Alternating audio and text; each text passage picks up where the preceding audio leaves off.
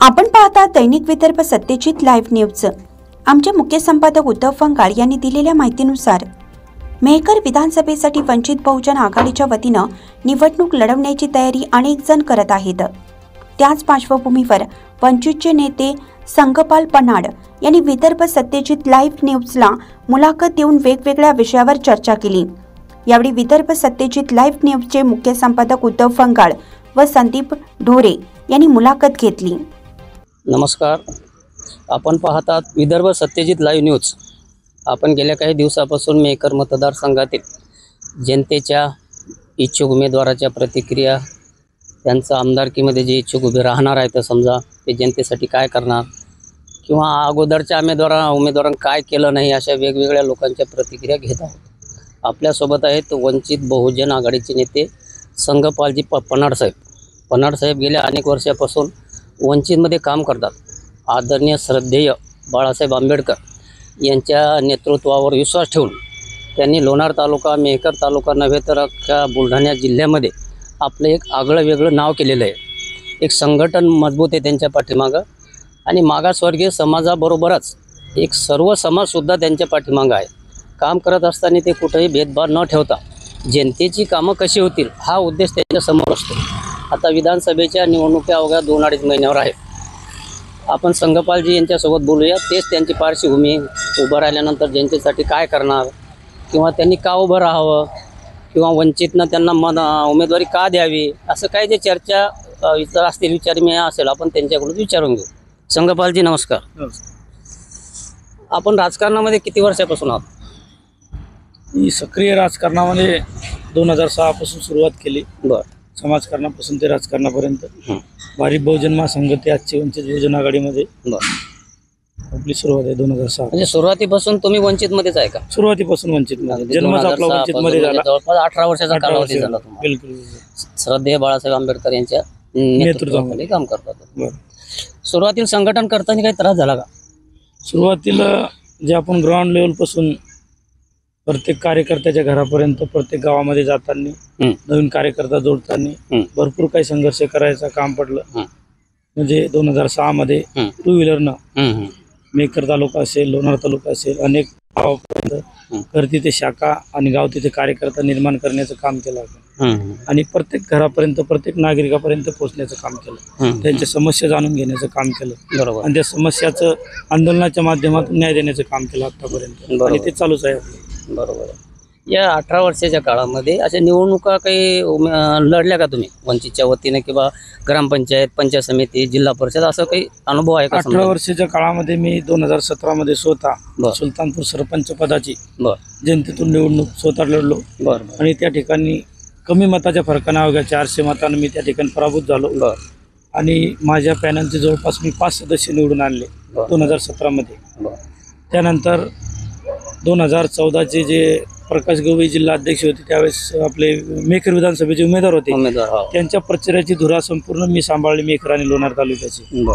त्यानंतर 2017च्या जिल्हा परिषद पंचायत समितीच्या निवडणुकीमध्ये मी ज्यावेळेस तालुका अध्यक्ष असताना माझ्या नेतृत्वामध्ये 2 जिल्हा परिषद सदस्य आणि 4 पंचायत समित्या माझ्या नेतृत्वामध्ये लढल्या। त्यापैकी सुलतानपूर जिल्हा परिषद सर्कलच्या उमेदवाराने जवळपास 1800 मतदान घेतलं, ते 3ऱ्या क्रमांकावर आला आणि पंचायत समितीचा उमेदवार मुस्लिम समाजाचा मी दिला होता, त्या ठिकाणी 200 मतांनी ती पराभूत झाली सीट पंचायत समितीची। त्यानंतर मी आता 2022च्या ग्रामपंचायतमध्ये स्वतःचं पॅनल उभं करून त्या ठिकाणी 8 सदस्य निवडून आणले आणि सरपंच पदाचा उमेदवार 200 मतांनी त्या ठिकाणी पडला आणि स्वतः मी लोणार तालुक्यातली सर्वात मोठी ग्रामपंचायत असलेली त्या ठिकाणचा मी आज सदस्य आहे। ग्रामीण पातळीवर काम करत असताना मेहकर आणि लोणारची जबाबदारी तुमच्याकडे आहे? बिलकुल। म्हणजे तुम्ही पक्ष नेते किंवा एक लोणार मतदारसंघाचे नेते म्हणून वंचितच्या वतीने तुमच्याकडे पाहिल्या जाते। बिलकुल। तर ग्राम पातळीवर किती शाखा आहे आपल्या समजा मेहकर लोणार तालुक्यामध्ये? ग्राम पातळीवर जवळपास आपल्या 150 ते पावणे 200 शाळा असतील आपल्या. बरं. म्हणजे घराघरापर्यंत समजा वंचित पक्ष पोहोचलेला आहे पोहोचलेला आहे. आणि श्रद्धेय बाळासाहेब आंबेडकरचं नाव कोणाला जास्त सांगण्याची गरज नाही. म्हणजे अगोदरच प्रत्येक घरामध्ये आहे ते नाव. पक्ष फक्त ते बाळासाहेब आणि या गोष्टी अगोदरच आहेत. फक्त पोहोचलेले. तुम्हाला त्यांना संघटन करून एका ठिकाणी बसून एक संघ करणं आहे फक्त. बरोबर, right, ते तुमचे प्रयत्न असायला हा, पाहिजे. बिलकुल आणि ते तुम्ही 17-18 वर्षापासून तुमचं संथ गती का न होणं, पण हे काम तुमचं व्यवस्थित चालू आहे. बिलकुल. तर एक थोडासा वरचा विषय, या निवडणूक लोकसभेच्या झाल्या किंवा मागच्या पंचवार्षिक विधानसभेच्या झाल्या, श्रद्धेय बाळासाहेब आंबेडकर यांनी एखाद्या महाविकास आघाडी किंवा महायुतीकडे जाण्याची गरज आहे का असं तुम्हाला वाटतंय का? म्हणजे एक पक्षाचा किंवा एक आधार मिळतो महाराष्ट्रातला आणि एक काहीतरी आमदार आपले विधानसभेमध्ये एक पक्षाचे जाऊ शकतात, म्हणजे लोकांचे कार्यकर्त्यांचे कामं त्या माध्यमातून होतील असं तुम्हाला वाटत नाही का? नाही, लोकसभेच्या संदर्भात जर सांगायचं झालं म्हणजे बाळासाहेब स्वतः त्या ठिकाणी महाविकास आघाडी सोबत जाण्यासाठी इच्छुक होते. परंतु बाळासाहेबाला शेवटपर्यंत महाविकास आघाडीनं हवेवर ठेवण्याचं काम केलं की जे मीडियामध्ये बोलायचे की आम्ही 6 जागा देऊ 8 जागा देऊ, परंतु असं लेखी कुठलाही त्यांनी त्या ठिकाणी प्रस्ताव पाठवला नाही. बरोबर. ते त्या ठिकाणी 1 किंवा 2 जागा देऊन त्या ठिकाणी वंचितला बोलवायचा त्यांचा प्रयत्न होता. परंतु बाळासाहेबाचा कुठं एक राष्ट्रीय लेवलचे नेते त्यांचा कुठं सुद्धा मान सन्मान त्या ठिकाणी झाला नाही, म्हणून ती आघाडी सोबत त्या ठिकाणी आपलं जाणं झालं नाही. म्हणजे महाविकास आघाडीनं त्यांना असं एक किंवा घ्यायच नव्हतं असं म्हणायचं अर्थ आहे त्याचा. 100% आपण एक नितीन राऊतचं त्यावेळेचं स्टेटमेंट जर बघितलं असेल शेवटच्या काळात लोकसभेच्या, तर किंवा ते स्टेटमेंट असं होतं की बा आम्ही तर त्याला काढून देऊ शकत नाही, परंतु ते त्याच्या स्वतः मनाने कसे जातील अशी रणनीती त्या ठिकाणी आखण्यात आली. जाणीवपूर्वक दूर करण्याचा प्रयत्न केला त्यांना. एवढी भीती काय बाळासाहेबांची?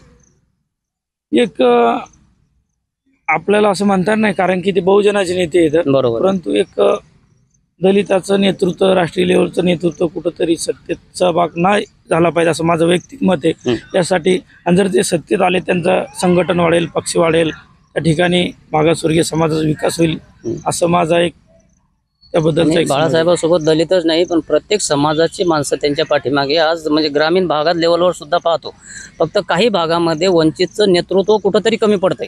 आपल्या भागात नेतृत्व चांगलं आहे, पण काही भागामध्ये जे काम करणारा समोर उभा असणारा माणूस खंबीर पाहिजेत असं काही ठिकाणी मिळत नाही.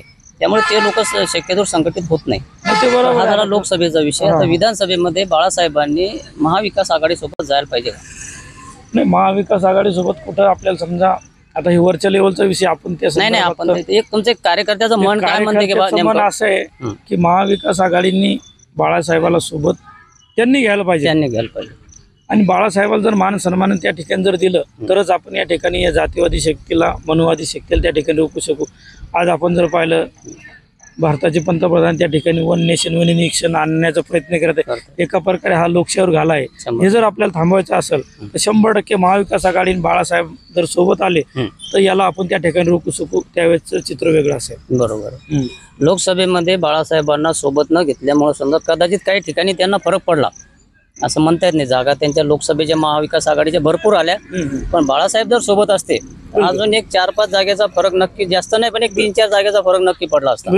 तर विधानसभेमध्ये त्यांनी सोबत घ्यायला पाहिजे अशी प्रत्येक कार्यकर्त्याची इच्छा आहे. आणि बाळासाहेबांनी सुद्धा तसे प्रयत्न किंवा राजकारणात थोडं 2 पावलं मागं पुढे येऊन जर आपल्या पक्षाचं भलं होत असेल, आपल्या कार्यकर्त्यांचं आपल्या कुठंतरी एक चांगलं होत असेल तर त्यांनी सुद्धा विचार करायला पाहिजे असं मत समजा. आता दुसरा आपण विधानसभेवर येऊ. मेकर विधानसभा 2 महिन्यामध्ये निवडणुका येतात.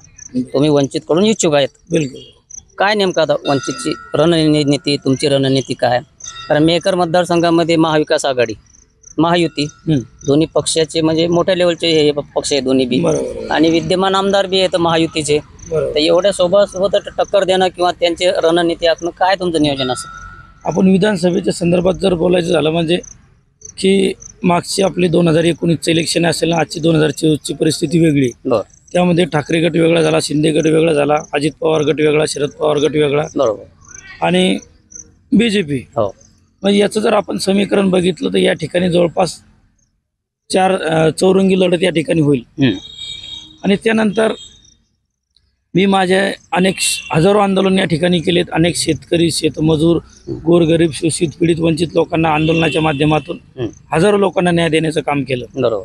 त्याचंच एक बेनिफिट म्हणून, त्याचीच एक आशा आपल्याला त्या ठिकाणी आहे की बा हा ज्या आंदोलनाच्या माध्यमातून ज्या लोकांना न्याय देण्याचं काम केलं तो समाज आपल्या पाठीमागे उभं राहील.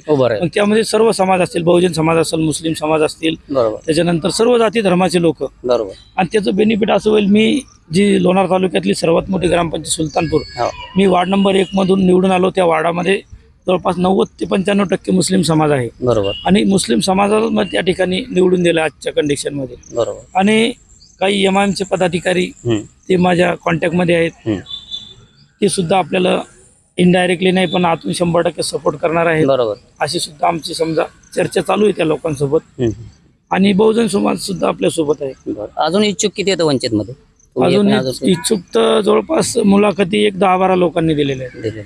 हा, स्थानिकचे का ते? स्थानिक मेकर मतदारसंघातलेच आहेत? काही स्थानिकचे आहेत, काही बाहेरचे पण आहेत त्याच्यामध्ये. तुम्हाला काय वाटतं, स्थानिकचा द्यावा का बाहेर गावचा द्यावा? नाही, स्थानिकचा जर दिला तर ते लोकांच्या संपर्कात असलेला माणूस असते आणि संपर्कात असणारा तळागाळातला काम केलेला कार्यकर्ता आणि ते पक्षासोबत सुरुवातीपासून जोडलेला कार्यकर्त्याला जर त्या ठिकाणी तिकीट दिलं तर जे पक्षाचे कार्यकर्ते ते हिरारीने भाग घेऊन त्या कार्यकर्त्याला निवडून आणण्याचे प्रयत्न करतात.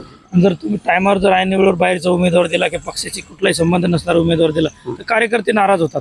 कार्यकर्ते नाराज होतात. आणि ज्या माणसानं पक्ष वाढवला, संघटना वाढवली, घराघरापर्यंत तो जर पोहोचत असेल आणि अशा ऐन चांगल्या ठिकाणी जर त्या माणसाला अन्याय होत असेल तर मग थोडाफार फरक पडतेच ना त्या व्यक्तीवर. 100%. म्हणजे तुम्ही वंचितच्या वतीनं मेहकर मतदारसंघामध्ये इच्छुक आहात? बिलकुल. या 2000 तयारीनिशी आपली चालू आहे. जी एक विनंती आहे की माझ्यासारख्या एका कार्यकर्त्याला त्या ठिकाणी पाठबळ द्यावं आणि भविष्यामध्ये जे काही कामं आपल्या मतदारसंघातले बाकी असतील ते 100% पूर्ण करण्याचा मी प्रयत्न करेन निवडून आल्याच्या नंतर. आपल्यासोबत होते वंचितचे नेते संगपालजी पन्हाड साहेब. त्यांनी अगदी मन मोकळेपणाने आपल्यासोबत बातचीत केली आणि जनतेला सुद्धा त्यांनी त्यांच्या माध्यमातून एक आवाहन केलेलं आहे की जनतेसाठी त्यांनी जे वंचितच्या माध्यमातून या एक 15-16 वर्षामध्ये जे आंदोलनं, उपोषणं वेगवेगळे केले आणि जनतेसाठी झगडले, त्या लोकांनी त्यांच्या पाठीमागे खंबीरपणे उभे राहावे. मेकर मतदारसंघामध्ये पाहिजे तसा विकास झाला नाही असं ते सांगतात. त्यामुळे भविष्यामध्ये तो विकाससुद्धा त्यांच्या माध्यमातून पूर्ण करण्यात येईल. त्यांनी वेळात वेळ काढून आमच्या विदर्भ सत्यजित लाईव्हला त्यांनी बातचीत केली, त्याबद्दल तुमचे धन्यवाद. सर्व वाचकांना कळवण्यात अत्यानंद होत आहे की साई दैनिक, साई संध्या, दैनिक विदर्भ सत्यजित हे दोन्ही वर्तमानपत्र ई-पेपरच्या माध्यमातून सामाजिक, शैक्षणिक, सांस्कृतिक, साहित्यिक, आध्यात्मिक, राजकीय, शासकीय, प्रशासकीय, खेळ, कला, क्रीडा अशा विविध क्षेत्रातील घडामोडींसोबत सर्वसामान्य, कष्टकरी, शेतकरी, व्यावसायिक, नोकरदार अशा विविध जनमानसांच्या समस्यांच्या बातम्या प्रकाशित करून शासनापर्यंत पोहोचवण्याचं अविरत काम सातत्याने करत आहे. आपल्या या प्रसार माध्यमांना महाराष्ट्र राज्याच्या कानाकोपऱ्यातून उत्तमरित्या चांगला प्रतिसाद मिळत आहे. कविता, लेख, धार्मिक साहित्य यांच्या माध्यमातून देखील धार्मिक संस्कृतीचं जतन केलं जात आहे. वाचकांकडून चांगला प्रतिसाद मिळत असून याचबरोबर दैनिक Vidarbha Satyajit YouTube news channel व दैनिक विदर्भ सत्यजित न्यूज पोर्टल हे प्रसार माध्यम सुद्धा सुरू आहे. हे सर्व समस्त वाचक, जाहिरातदार बंधू भगिनी आणि आमचे प्रतिनिधी व संपादक मंडळाच्या सहकार्यामुळे शक्य होत आहे. वाचकांकडून मिळत असलेल्या उत्तमरित्या प्रतिसादाबद्दल संपादक मंडळ आपले आभारी आहे. बातम्या व जाहिरातीसाठी संपर्क संपादक उद्धव फंगाळ, मोबाईल नंबर 95 11 44 61 11.